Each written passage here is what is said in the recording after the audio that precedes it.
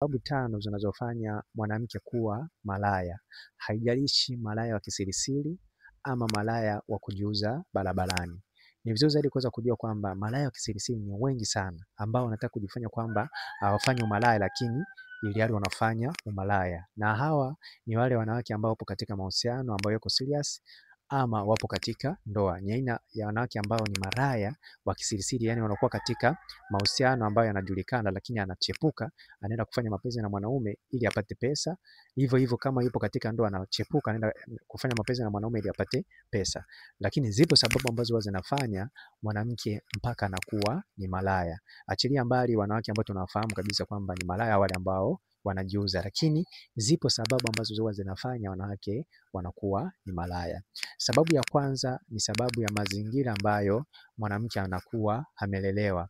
Ni vigumu sana mwanamke ambaye amelelewa katika mazingira ya umalaya unaonekana kama ni kazi, alafu yeye asiwe malaya.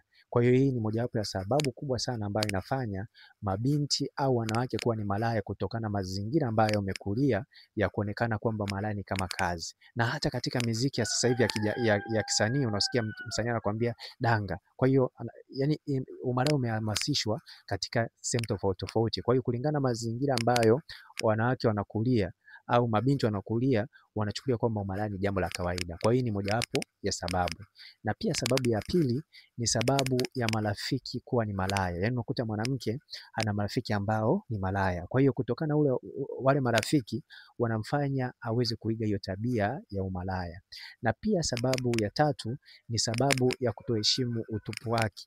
Yaani asilimia kama 80 ya mabinti au wanawake hawaheshimu utupu wao. Kwa hiyo hii imefanya iwe sababu kubwa sana ya wanawake kuwa ni malaya. Na pia sababu ya nne ni sababu ya tamaa ya pesa au mali za wanaume. Ni muhimu sana kuweza kujua kwamba hii imekuwa sababu kubwa sana ambayo imefanya wanawake kuwa ni malaya, kutokana na kuwa na tamaa ya pesa au mali za wanaume. Kwa hiyo ni vizuri zaidi kuweza kufahamu hilo. Na pia sababu nyingine ambayo imefanya wanawake kuwa ni malaya ni sababu ya kushindwa kuwa na msimamo, hususan kwa wanaume ambao ni maarufu, hususan au naweza nikasema hususan kwa wanaume ambao wana status kubwa kubwa, maarufu, watu ambao wana vyeo, watu ambao wanafanya kazi ambazo zina status nzuri. Kwa hiyo hii imeweza kufanya wanawake wa malaya. Ni ngumu sana mwanamke awe na mposti mfano mchezaji wa Simba au Yanga, alafu ya mchezaji amtongoza amkatae. Kwa hiyo imekuwa ni sababu mojawapo ya wanawake kuwa ni malaya. Kwa hiyo ni muhimu sana kuweza kujua kwamba hizi ndizo sababu tano ambazo zinafanya